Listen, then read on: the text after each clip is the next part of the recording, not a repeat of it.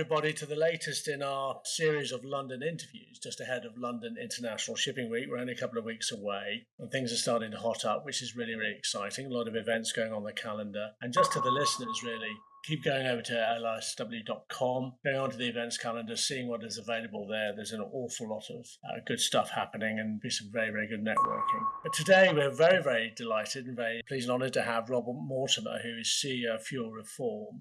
And Rob, Fuelre4m really is a company that's helping ship owners navigate fuel choices, compliance and economics in a fast-changing market. And we'll find out a bit more of that when we start talking to Rob. But with a mission to make fossil fuel consumption more efficient, affordable and environmentally friendly, Fuelre4m is revolutionising the way ships are powered today. Rob, welcome. Does that sort of sum it up really in a nutshell? I mean, are you revolutionising the way that ships are being powered today? Is this the mission statement of Fuelre4m? Hi, Sean. Thanks very much for the chat. Yeah, look, we are, but I think more importantly, we're revolutionising fuel. And I think that there's a big distinction to make. When you look at ships and shipping, and certainly the engines, all of the shipping industry is talking about efficiency. And they sometimes mistake fuel efficiency or the efficiency of the fuel for fuel efficiency. And what we're trying to do is help people to understand that it's not as simple as talking about how efficient the vessel or the engine is. The biggest impact that you can make is how efficient fuel is. And to try and put it in simple terms is that when you buy a car, you're told that your car engine might be 400 horsepower. You'll never get that 400 horsepower because the 400 horsepower is 100% of the engine load in the test lab using a very special kind of fuel. Very, very similar to what the shipping industry is doing when it does sea trial, trying to use the best condition. Now, the fuel that you put in, if you put in a premium fuel or a 98 ROM, you're going to get one amount of horsepower at 100% engine load. And if you put in 95 ROM, so special as we call it out here, you're going to get a different amount of power, the horsepower. So your 400 horsepower will never be achieved unless you're in the lab. Super might get you to 350, and special might get you to 300. And that's the difference that we're trying to show in shipping. Engine-rated power does not mean that's how much power you're getting at 100% engine load. It depends on the fuel. And what we're doing is we're changing the structure of the fuel to make it so that it cleans up better and becomes more efficient, releasing more power. Just looking about how the market is reacting to this, because this type of solutions is very, as I said earlier in the intro, very revolutionary. It's something that the industry, should be using because it makes an awful lot of sense. With regards to the inspiration to start all of this in the first place, what inspired you, Rob, on this? I mean, because it's, as you say, it's turning a lot of things that people are talking about in the industry on its head. It's about still using fossil fuels and maximising the use of them. But what inspired that? So it wasn't really an inspiration. It was a little bit by accident. My background is telecoms, nothing to do with the shipping industry, which is why sometimes it's a little bit difficult for the shipping industry to appreciate somebody coming in from outside and saying, look, hang on a minute, maybe it's time to change the way we're looking at things and doing things. So my background in telecoms, I designed a hybrid generator. And designing this generator, we were trying to find ways of changing the way that hybridization was going as well. And so using engineering, instead of going for smaller engines and smaller battery pack, I went the other way and went for a bigger engine and a bigger battery pack, which meant that we could charge up that battery pack a lot quicker in 3 hours, and then turn the engine off and support the load for 21 hours. So you've now got a 3-hour charging cycle instead of either a 12-hour charging cycle or a 14-hour charging cycle, which meant that by going for a bigger, more efficient engine and put it under load, your fuel consumption was reduced. Now it's taking that technology, we were trying to make it so that we got even more efficiency. And one of the things that we did was we were very lucky that somebody came along with a little water bottle that was carrying some yellow liquid and said, put that in your fuel, it's going to change everything. And he'd been trying this now for 14 years before our paths crossed. And all the time he was told, oh no, this is snake oil. And certainly going in the shipping industry, we've tried all this before, we've tried every additive under the sun. And so me, being me, I thought, okay, let's give it a try. And we put it on test for 6 months in generators. And when we put it on test, we started to understand that not everything we were seeing on the ECU and on the equipment was lining up with what the expectations were or how much physical fuel was left in the fuel tank. So we put telecoms technology to work on the generators. And now we have the technology which is now showing that the fuel consumption that's being reported by the computer doesn't match with what was sitting in the fuel tank. And the emissions were coming down because we were now making the fuel more efficient as well. So what does it do? What is the process then? Just for the benefit of the listeners here, that when you're putting in this additive into the fuel, what is happening? So the first thing is that that's a little bit of a misconception. It's not an additive. We allow people to call it an additive because it's quite simple to understand that you're adding it to the fuel. And what it's doing is it's reforming the fossil fuel itself. Basically, what we're doing is we're changing the molecular structure. So it's a mechanical process, not a chemical process. And you add a very, very small amount of this product into the fuel. It's 0.1% when you're looking at the shipping industry. And what it does is, imagine it as a little bit like the vaccines that we all became aware of during COVID. You have a carrier liquid, but you only have about 3% of active ingredients. And that's the same for us as well. So the carrier liquid that we've got that is being carried in on is very, very similar in makeup and the hydrocarbon chains to the fuel itself. So it's 100% natural. It comes from vegetables.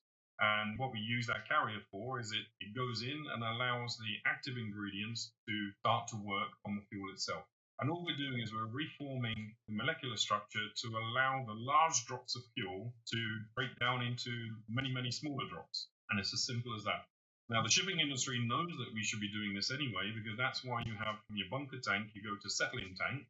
Because part of your settling is to allow the big drops and the particulate to drop out. And so what we're doing is enhancing that capability by making sure that you don't have large drops holding onto anything. It's all small drops before it goes through. Coming on to the sort of view from the marketplace on this, because maritime is under pressure to decarbonise. We know that. We're reading about it all the time. We've got everything that's going on at the IMO as well at the moment. But you've also got other industries and other industrial sectors that are still trying to do the same as well. What's the sort of reaction you're getting from the marketplace when you're going out to see the customer base? What are they saying to you? So it's the same across all industries, which I think is quite nice, that everybody's looking at it saying, oh, we've heard it all before, we've tried everything, and we're coming with something which it sounds too good to be true. I mean, one of the things we have here is that the consumption reduction we have is between 15 and 20%, which is massive. And we know it's less. And we know a lot of the times we're being asked by clients, well, why don't you say that it's 8% or 10%? We can believe that. We say, well, if you say 8% or 10%, when we're doing 15 to 20%, all that happens is that the benefit of the product now that people won't try it because they don't think that it's enough of a difference to be able to try in the first place. And I think that comes from some of the ways that things have been tested, specifically in the maritime industry before. One of the things that was quite shocking for us to understand is that there's this over-reliance on SFOC. And everybody wants to look at SFOC as a measurement, but nobody is looking at SFOC properly. So specific fuel oil consumption is very specific. And what it's talking about is how much fuel goes into the engine to convert into how much power. That's the end of it. But somehow we've now changed that in the shipping industry to start looking at adjustments for weather, adjustments for fuel density, adjustments for everything else, which takes it away from SFOC to being SFOC+++. And what we're trying to do is get the conversation back to SFOC and say, okay, the only thing that matters here is how much power is being put out of the engine for the amount of fuel that's going in. Everything else is vessel efficiency, and it's nothing to do with fuel efficiency. So we're bringing back the conversation to talk about the efficiency of the fuel.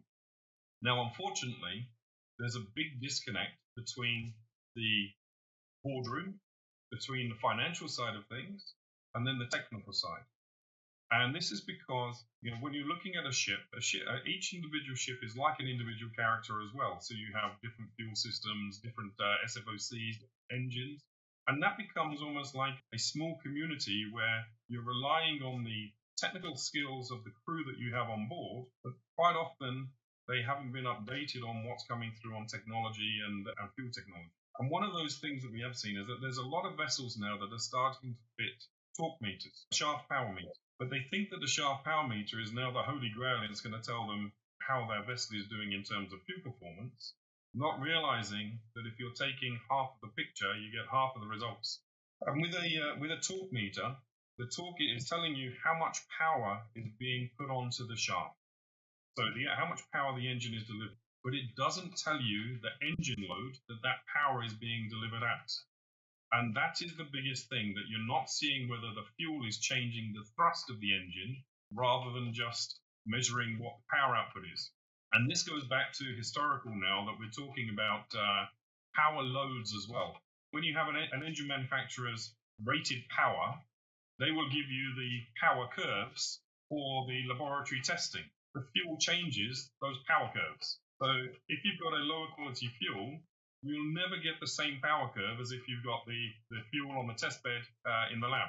But still, all of the calculations are made as though you had the lab conditions rather than what the actual conditions are. Getting that message out of the technical department to the boardroom and into the offices and all the rest of it, that's the key thing.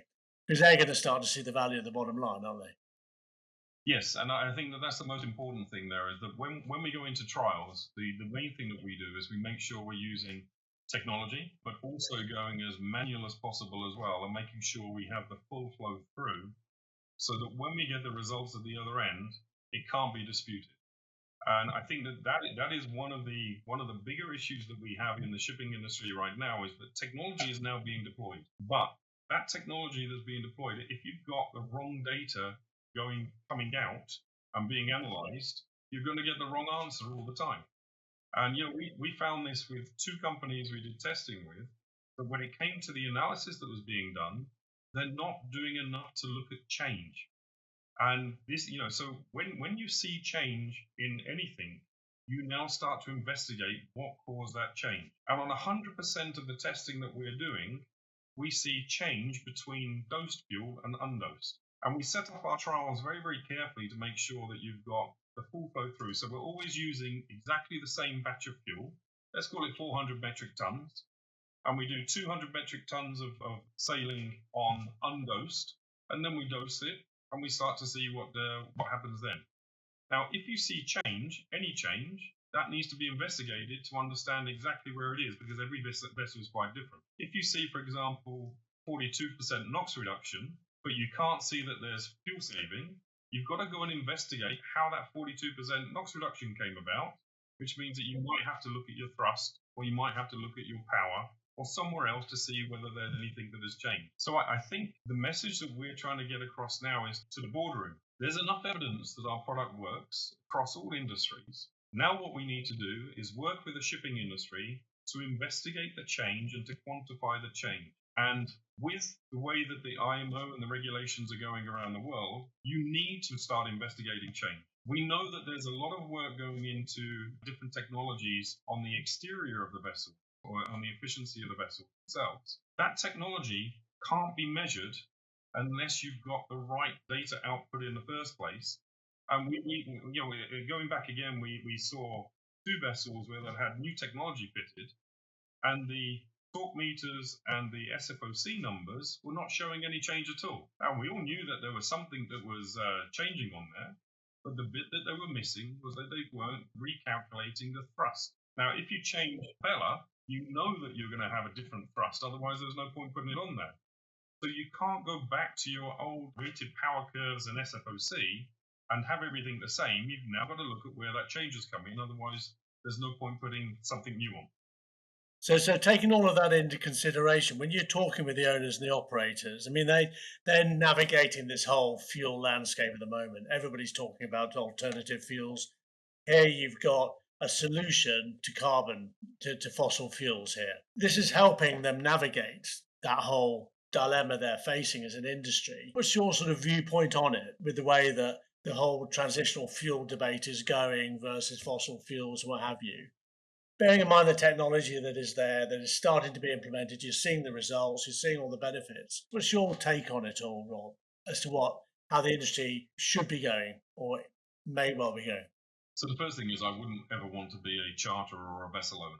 It's one hell of a job to try and steer through there at the moment. I think there are a lot of things that can be considered, but we've also got to start looking at, is the direction that's being pushed for emissions and to bring down consumption, or is it being pushed because this is the next available fuel and it's a stepping stone?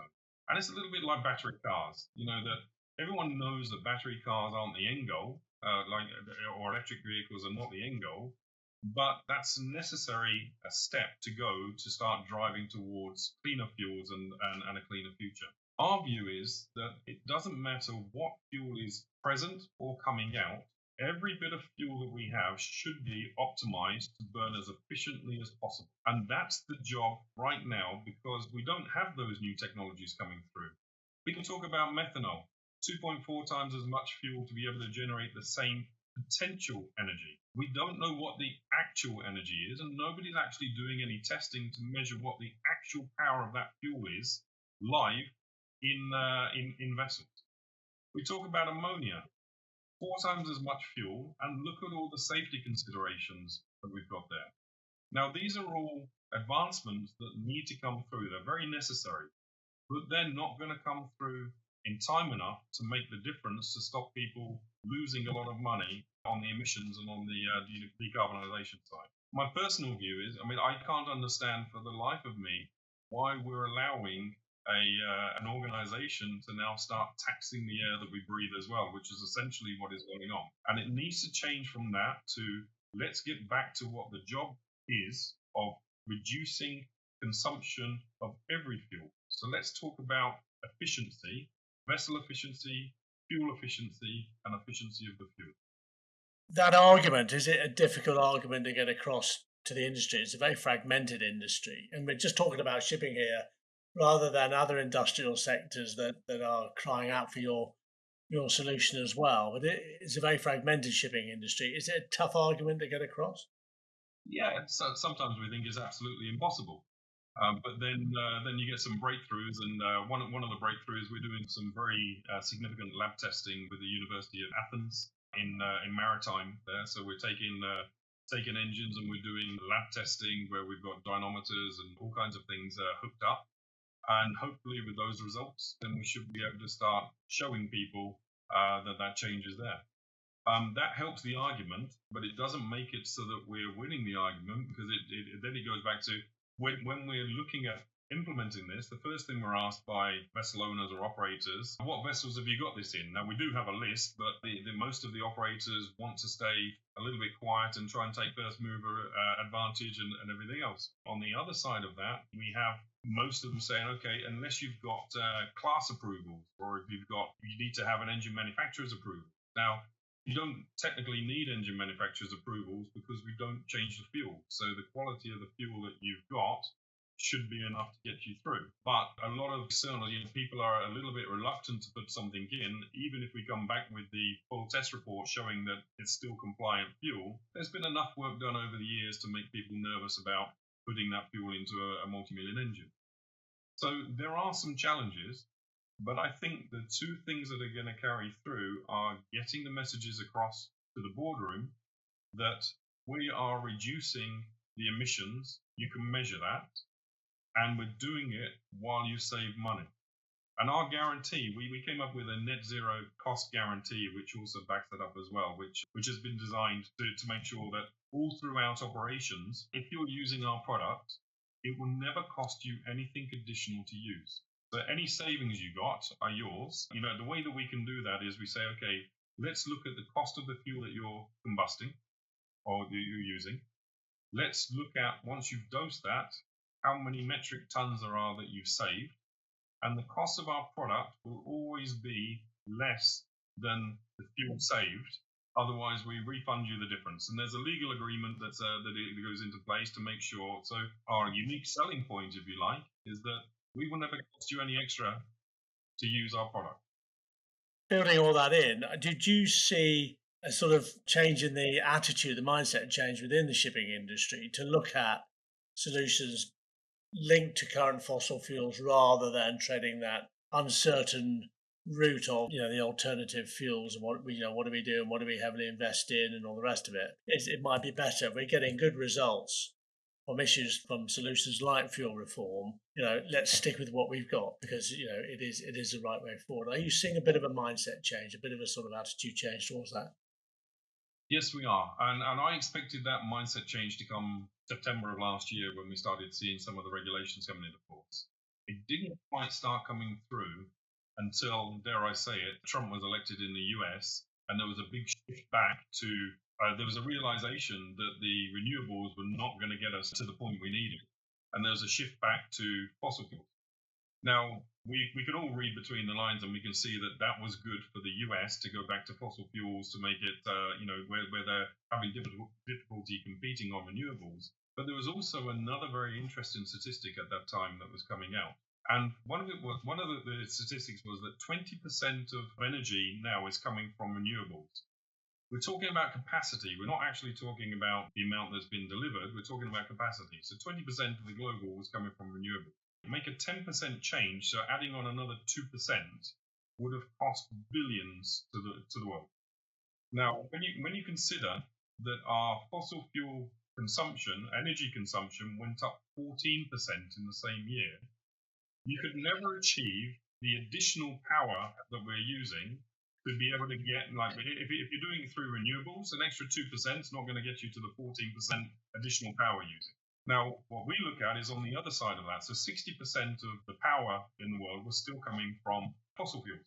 If we can make a 10% difference to the overall consumption of fossil fuels, that's 6%. It's bigger than a 2%, and it's cheaper. It's not costing anybody anything. Yes, we've seen a shift in the understanding back towards fossil fuels and optimizing the fossil fuels as much as possible, but we still see that people are just accepting that fuel is fuel and you can't make that many changes to it. Now, this is the crazy part. In the shipping industry, you're ahead of the rest of the industry because you're doing things like settling and purifying fuel, and you know that you've got to treat it better to get it into the engine, but then you're ignoring all that because you're saying that the calorific value and the energy density is the same as when you bunkered it. Nobody's making the calculation yet that you're changing a fuel and then saying it's the same. Now, why are you bothering changing it if it's still the same? So all the calculations that are being done are on the old fuel before you changed it. What we're doing is that we're adding in an extra step, an extra process to the processes that are already there, a very logical step, which is now to break it down into smaller drops before it goes through settling and purification, which means that we've also changed that fuel, but still the industry is insistent that that fuel is the same as the fuel that they bunkered when it comes to the calculations. We are seeing a seismic shift in attitudes, though, and that's been helped through by, Fuelre4m was very, very lucky that we've won a significant project with Holcim Group, and we're rolling out in the mining and quarrying industry. And this is very significant because it's across 200 sites after 3.5 years worth of testing. So a large company like that doesn't come into this kind of program unless they know that there's results there. We're working with shipping companies who are now starting to look at and do the same thing with the results we're getting. But this is innovation, and you have to look for the change. Very, very exciting time. But I just want to finally just ask you one point here, Rob, in the sense that if you could fast track one development to accelerate the maritime industry's sort of transition to what you're saying, what would it be? What would that one thing be? What would you like to be telling me in a year's time or 2 years' time when we have another London interviews for London International Shipping Week 2027? What would you like to be telling me, that one aspect that has changed that you feel is important? I think the biggest change that we need to look at is the full fuel system lockdown. And what I mean by that is that the shipping industry, once that vessel is sailing, then what happens with the fuel is down to what goes on the vessel. And I'm not saying that there's anything bad going on the vessel, but trying to do fuel accountability, to account for all of the fuel that's been used, where it's gone, and how much, is quite a difficult task. So one of the things that I want to see the shipping industry do is to invest in technology which now gives you a full fuel system lockdown. And what I mean by that is mass flow meters from the time that the fuel is being bunkered to when it's transferred to the settling tank, to when it goes through the purification into the engine, torque meters that are capable of reporting on thrust as well. It can be calculated thrust, but it should report a thrust so you can spot change. Tank level sensors, so you can spot issues. You can spot problems if there's fuel all of a sudden has gone from one tank to another. We can say, okay, look, is that valid or not? And I think that this is where companies like mine, where we can bring the technology side of things through, We were designing telecoms networks where we know to the bit, to the byte as to how much is being transferred. We should be able to measure the same on fuel as well. And there's just too much leeway. I say with the data analytics, leave that to the vessel performance. So the weather, all of these new weather charts that you're getting, and being able to steer around weather, slowing down the ship to get it aboard on time, and everything else like that, fantastic. But if you haven't got the fundamental of how much fuel your engine is consuming to produce a kilowatt hour of power, then it's all wasted. So if I was to come with a wish list, it'll be, let's use the right proper technology to focus on making sure we can account for all of the fuel that has been consumed on a voyage, which at the same time will now give you what your actual emissions are rather than your calculated emissions. So you've got a double win. And what I'm hoping is that more companies will allow us to come and pay for that equipment for them with our 1-year guarantee, which what we're saying is that if you give us a vessel for a year and you pay for our product for a year, we'll deliver you back more savings than the cost of the equipment that we put on board for you and the cost of the product, which means that you've got net zero cost to be able to meet your IMO goals. And we can guarantee you that more people that do that, they'll be able to meet their 2030 IMO commitments without moving away from anything, without having to upgrade the engines, without having to do any retrofit, just by putting this in place. So the first year is the risky one. We're guaranteeing that. Year 2 onwards, then all the savings are yours and you've got the technology on board. Good to hear. And I'll certainly look forward to having a chat to you in about a year's time just to see how things have developed on that. We've got, as I said, we've got LISW coming up. What are you looking forward to most in the week? It's going to be a busy week. Flat shoes, comfortable shoes or whatever is always recommended. But what are you looking forward to most? Learning. We've come into the industry, we into the shipping side of things only about a year and a half ago. We don't know everything. We know how to look at the data and how to look at the fuel, but operationally, we're looking to learn an awful lot. My background as an engineer, we're problem solvers. The technology we're putting on board now shows that we like to solve the problems because people were telling us that they can't see the savings when using our product, and then we realized that we've now got to get a little bit more involved. So really, I want to learn a lot about the new technologies that are coming through. I've seen some great ones over the last few months where people are looking to do collaborations where their technology coupled with us on we could be looking at 30% consumption. So learning, seeing what the industry is doing, but also getting the message out that you don't have to panic and move and upgrade or move to dual fuel engines or anything yet. Let's look at optimizing what you have for better than free. Brilliant. Well, Rob, thank you very much indeed for your time today. I do appreciate you're a busy man, and but to put aside half an hour or so to talk to us, really appreciate it. And just to say to the listeners, as I say, go onto LISW.com and onto the London interview section on the drop-down menu, and you'll be able to see this interview with Rob, and you can then download it as well to listen at your leisure as well. But Rob, thank you very much indeed for your time, as I said. Always a delight to speak to you. And we'll no doubt bump into you during LISW, during all the events that are going on. But that's super. Thanks, Sean. I'm looking forward.